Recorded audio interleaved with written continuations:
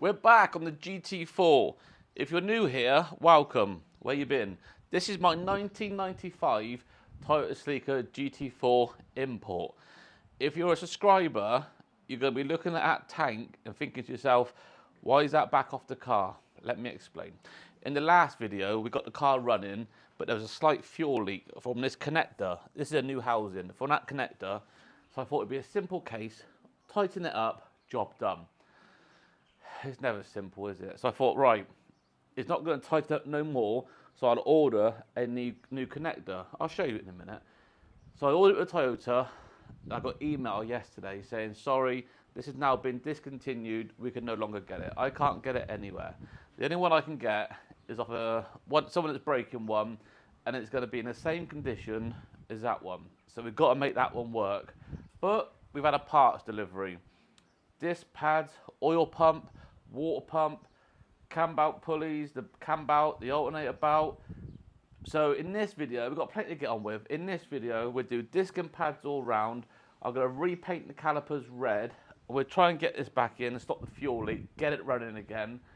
And then next week, I think I'm going to get somebody to give me a hand, because I've never done a cam belt, and I don't really want to practice on this. If it is a car that I didn't really care about, I'll have a go, but not on this one. So I'll get somebody and give me a hand doing that. But I got me a cup of joe. Let's crack on with the brakes first. I'll show you that hose.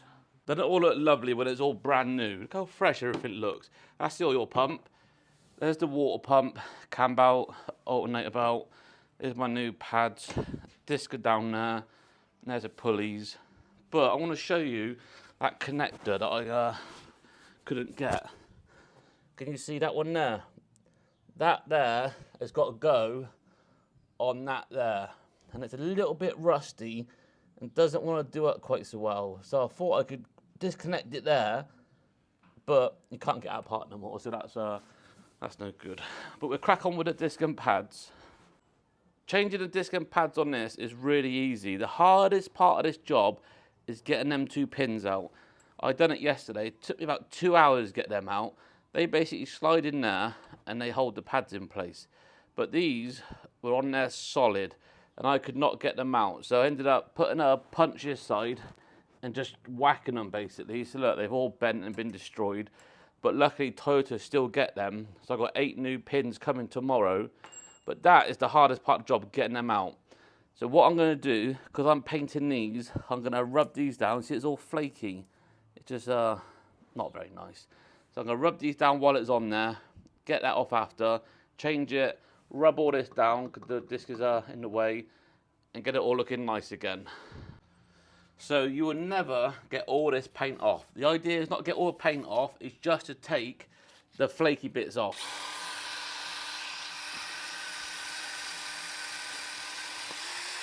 There you go, just get the worst of the flaky bits off, and that way the new paint will have something to stick to. I'm going to change that head to this one.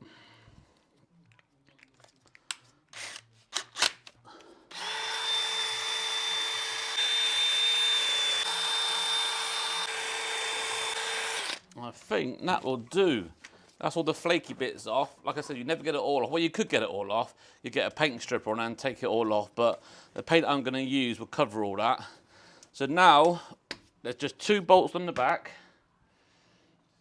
What you want to do is undo that 13mm there, and it releases this brake hose clamp, gives you a bit more flexibility. Then it's that 14 and that 14 up here.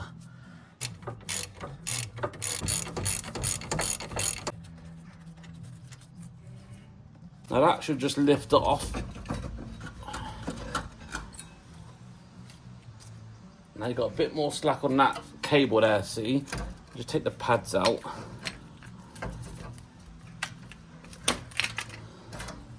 And obviously before you put the new pads back in, you want to clean all this up in here. So just for now, we'll just leave that there a minute. This disc, usually you've got a little grub screw holding this on, but on these, they literally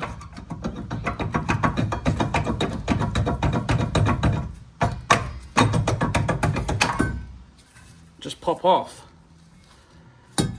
Now, looking at these brake pads, I don't know if you can see that or not, but there's so much meat left on them. So I reckon these were all changed before it got put away. But we're going to change them anyway. It just makes sense to change everything.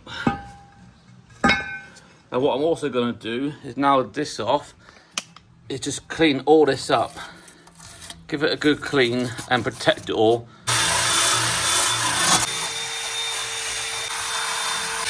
Give the hub a little clean as well. The disc is going to sit against that. Just get any loose crap off.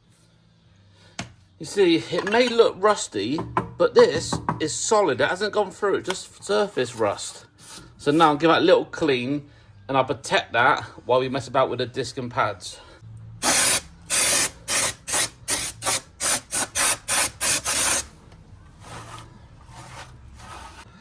If you're a subscriber, you all know I always use Lanogard and everything. This isn't a paid or sponsored advert. I've just been honest with you what I use. We'll let that go off while we do the disc and get the pads ready. And what you might have to do is get a little clamp and push that piston back in. I'll go and get one. I borrowed my little girl's clamp, as my mate would say. Right, let's just put that on there. Just want to squeeze them back out, just so you've got a bit more room. There you go, that's all the way. I don't know if you can hear it or not, but it's absolutely tipping it out there. I don't know if you're going to see it or not. Look, they're sitting flush now. Now, Toyota can no longer get the shim pack for these. So you can get aftermarket shims, but I've seen them and they're just flimsy and horrible. Whereas the original ones are quite nice and fixed. And I personally are going to reuse these. I'm going to clean them up. I'm going to put a bit of grease on that side there where it hits the piston. And I'll put a bit of grease on there, not on the pad, on the actual bracket for it there and there. Just when it slides in, it's got a little bit of grease there. So if you want to get their aftermarket ones, up to you. But I'd rather use a good old quality one myself. So let's get these cleaned up, greased up, back on. Have a cup of joe first. Actually, before my cup of joe, I'm going to show you the disc. So they're the same size, but can you see the thickness of the vent on the front one compared to the back? That's the only difference. Oh, they're heavy. Did I make it look easy? Right, cup of joe, get the disc on, pads back in, paint the caliper. Also guys, don't forget to take the dust cover off of the old one and put on the new one, because the new disc doesn't come with a dust cover, unfortunately. Looks 10 times better already, doesn't it? Look at it, beautiful. Right, let's get the caliper back on. Obviously, reverse is what we've done before. Right, that's them back on. Now we've got to put the brake hose clamp one back on. Right, that's that one on as well, all done. See, that's all that back on, very simple. Let's give it a quick clean. Now we're going to get the pads ready. We'll give these a clean, get them greased up, get them put in. You hear that rain? Bloody hell. So all I'm going to do is give them a little clean up. Nothing too drastic, just get worse of it off. So new cars don't even come with little shims anymore. It's just your pads and that's it. So these are designed to take any like vibrations out or stuff like that. Stop the squeaking as well, but I'm reusing them. You lot might not like that idea, but we're reusing them. Like that. Like that. Then we're going to put a little bit of grease. A little bit of grease.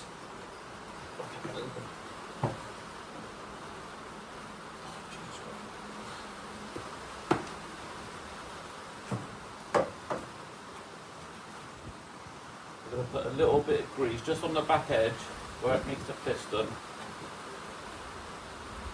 And just on that edge there. And that edge there. Now, if you push the piston back far enough, that should just slide on in. Give it a little bit of a, there you go, oh, a bit too far that.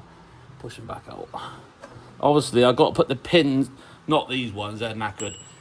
when they come tomorrow, I'll put the pins back in to hold it, and then I think, oh, I know they won't come with new ones of these, so I'll re-clean that up and clean that spring up on the back, and that sits in the front, but I'll show you that when the pins turn up. Same for this one. You just slide on in. There you go.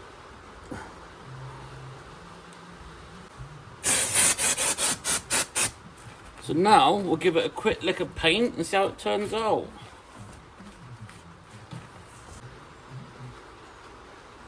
So this will take about 3 coats. Don't try and put too much on the first coat. If you're a bit clumsy on the brush, you can mask that up if you want, and there's one more back there, but I'm pretty good on the old brush. Just take your time. When you put this on, like the first or second coat, you see the brush marks inside it, but don't worry, as it dries, then brush marks kind of disappear. That makes sense.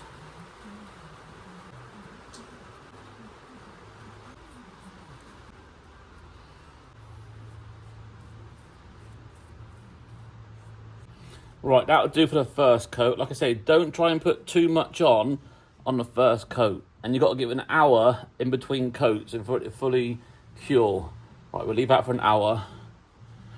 Hold on a minute. Leave that for an hour. On to the next side. And done. Look at that. If by magic, the power of editing. Look how nice that looks now the side's dry. Much better.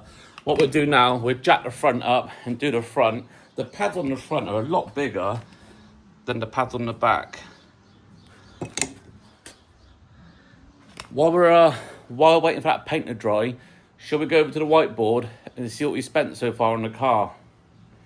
So we all know the car was £300, even though some people don't believe it. The battery was £64, service kit 170, fuel pump 80, fuel pump housing 165, disc and pads 472. This is all genuine Toyota as well, no aftermarket crap. Cam belt kit, this included the oil pump, the water pump, the cam belt, the auxiliary belt, all the pulleys, 714. That's the most expensive bill so far. And I bought a new wing, well not new, a second-hand wing for it, because that wing's got damage on it. And I just thought it'd be quicker and easier for the body shop to paint a wing that's not damaged and try and spend time fixing that and charge me extra. So I bought a new wing, an old wing, £100, and I bought a pair of side skirts for the car. I'm not going to show you yet, but I've got some side skirts that were £100. But I'm going to get them painted. I'm going to bring them back here. I'm going to see if they suit the car or not. I haven't got any front or rear sprats yet. I don't know. Some people say leave it standard, but I don't know whether to just put the skirts on just so it looks a little bit lower. We'll see. But anyway, if my calculations are right, all that so far has come to £2,165. Can't complain, can we? £2,165. Obviously, next week I'm going to be paying a mechanic to come in and do that cam belt. I don't want to do that on my own. So I know what he's going to charge me. So we're going to add that later on. The body shop, I think I'm going to get a full respray done for £2,000, but he's going to try and help the channel out and do it as cheap as he can, so we'll cross that bridge later on. And then all that's left really is a set of wheels. I'm trying to find the original 3-spoke alloys. There's a set on eBay, but they need reconditioning, probably new tyres, and they want £1,000 for them. That's just silly money. So I'm going to keep looking. We've got a while yet before we get that far. So far, £2,165. Can't complain. Right, let's get the car jacked up and start the front. Right, she's all jacked up. There's that damage on that wing I was talking about. Massive dent there. Look on the sideways. It's kind of bent it out of shape there. So I thought I'd just get a new one, be easier. But I just jacked it. I hate jacking cars up on axle stands. I don't know why. I just don't like axle stands, but we ain't got a lift, so there we go. But I'll be looking in here, and somewhere we've got a fuel leak. Not a fuel leak, sorry. We've got some sort of leak in here, right there where the torch is. I'll put that there so you can try and see it better.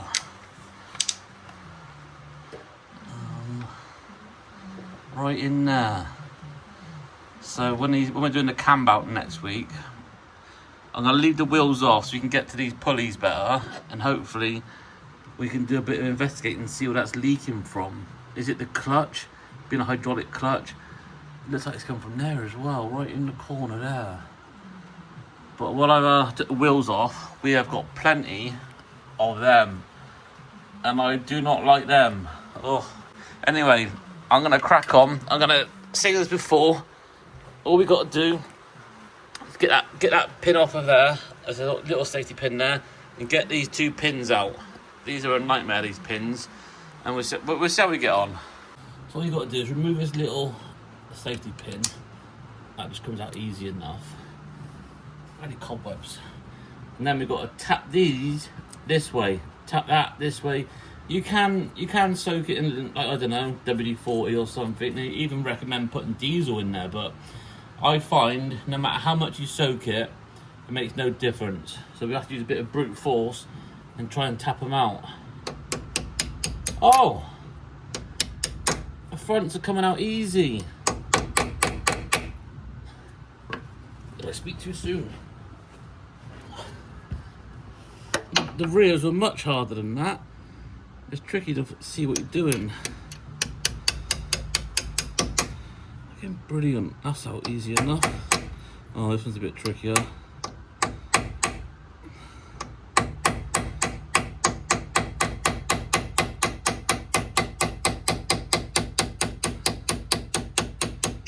She's out. I ain't too worried if I damage these, because I've got all new ones coming. Now if I get a pair of mole grips, I should be able to... Oh, don't need mole grips. We're out, look at that, fantastic. These should just pull out, but they won't, because they're in there like solid, but they've been there for like 10 years. So again, we'll take the back bolts off, we'll lift the caliper off, then get the pads out. And I will rub all this down and lano guard this. I've done the rear, didn't I? But not the front yet, so we'll do that. Bish bash boss, job's a good one. That's all been done. There's no point filming it because you saw the rear. That's all done. This side's all done, so all 4 corners are now done. I rubbed all that rusty old rubbish down and lano guarded it all, so that's all been protected. So now we've got to try and stop this fuel leak on the tank. I'm hoping I can line it up, line that connector up there, with this one underneath here. There it is there. Line them up. Trouble is, when it's in there, when you lift the tank up, you've got a little space to get any tools in there to tighten it up. So I was thinking about taking this off, connect that now, and get the tank in there and try and put this on with the tank halfway. But again, there's no room on the broom for a screwdriver. Let's give it a go like we've done before. Hopefully we'll get it right this time. Right, tank's nearly back in place. It's so hard to film and try and get it to line up, but it's there. You see it, it's there, but it's not quite lined up yet. But that bit's lined up near enough. It's got to go a bit higher. But if I take the tank higher, I've got no room to get in there. We'll keep trying. Literally 2 hours later, I think I've done it. I've got it on there now, and that's as far as it's going. You can see how much I scratched the tank with a bloody spanner. But I literally dropped the tank down halfway to get enough space in there to bend that down a little bit and do it up. That is on there solid now. So I'll put the tank back in, put these breathers in return back on, and then we'll go for another fire. Right, I think that's it. I've not put the straps back on yet because there's no point if it still leaks. If it still leaks, I don't know if it still leaks. So what I'm going to do, the tank's empty, I've drained it, but should be enough fuel in there just to do a quick start up to see if it leaks or not. So fingers crossed, you be my eyes, look for a drip. If it drips, shout. Hopefully we've got it now. Let's reconnect the battery. Right then. Oh no, that's happening at the aerial again. Right, let's turn that off.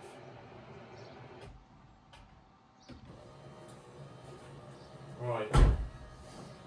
If I just put the ignition on, I don't think it will leak, because I think you've got to start the car. Oh, come on, immobiliser. Come on.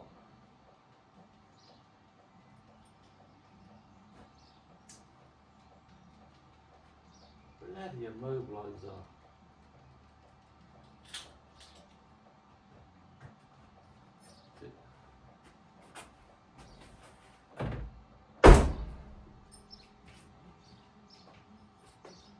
Bear with, bear with.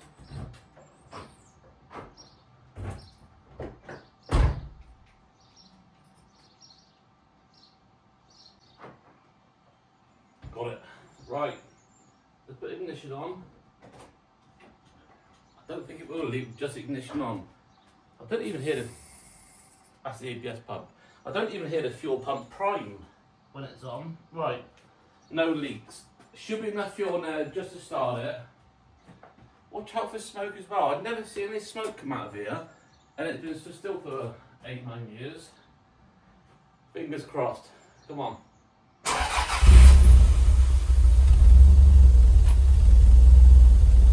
No leaks.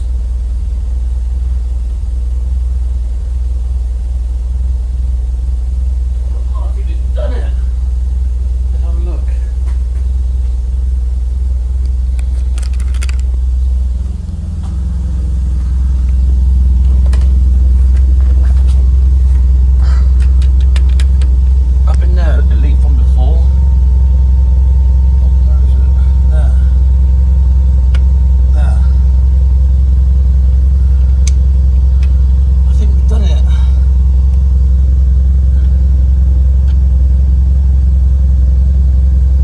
So tight in there to work on. I can't see any leaks, guys. Oh, thank God for that. Does sound nice. Considering how long it's been stood still, this is the first time I've really had it running, because the cam belt has never been done, but there's no airbox on it, mine. I took that off. I'm trying to find the original airbox. That, in my eyes, is done. Thank God for that. Tick, another job done on the GT4. So next week, we can get on with the oil pump, the water pump, the cam belt, the auxiliary belt, and all the pulleys, because this car is already booked in at the body shop. What colour do you think I'm going with the GT4? Let me know in the comment section. Thank you so much for watching. I'll catch you on the next one. Drive safe if you can.